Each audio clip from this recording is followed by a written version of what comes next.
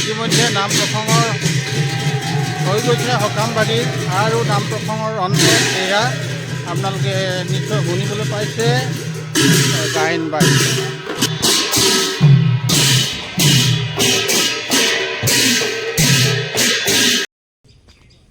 নমস্কাৰ দবিন্দ, welcome to my দেউৰাম blog. মই ব্যক্তিৰ ঘৰলৈ গৈ আছোঁ, য'ত 3 দিনত তিলনি 10 দিনৰ দহা ইতিমধ্যে হৈ গৈছে আৰু 16 দিনৰ দিনাখন সকাম ভাগি আছে। এই সকাম ভাগিত কি কৰা হয়, কেনেধৰণে নিয়ম নীতিৰে অগ্ৰসৰ হয়, এই সকলোবোৰ দেখুৱাবলৈ গৈ আছোঁ। নিশ্চয় আপোনালোকে ভিডিঅ'টো প্ৰথমৰ পৰা শেষলৈ চাব বুলি আশা ৰাখিলোঁ।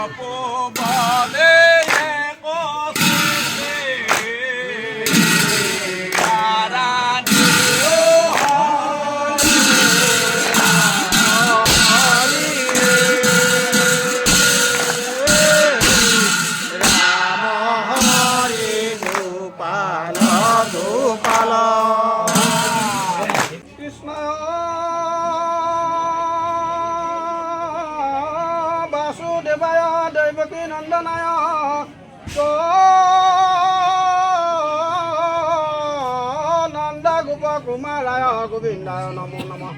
नमः पंकज नाभाय नमः पंकज मालिने नमः पंकज नेत्राय नमस्ते पंकज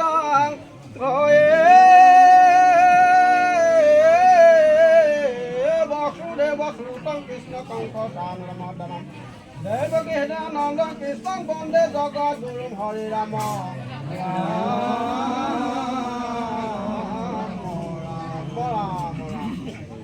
मूकां कुरुते वासालं पङ्गुलं गहते गिरिं यत्कृपातमहं वन्दे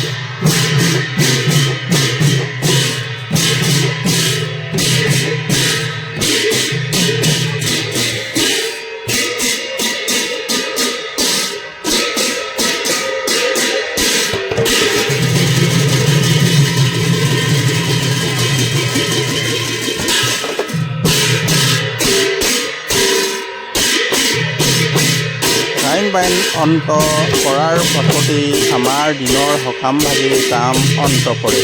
আপোনালোকে ইমানলৈকে চাই থকাৰ বাবে অশেষ অশেষ ধন্যবাদ জনাই মোৰ ভিডিঅ'টো ইমানতে সামৰিলোঁ। ধন্যবাদ।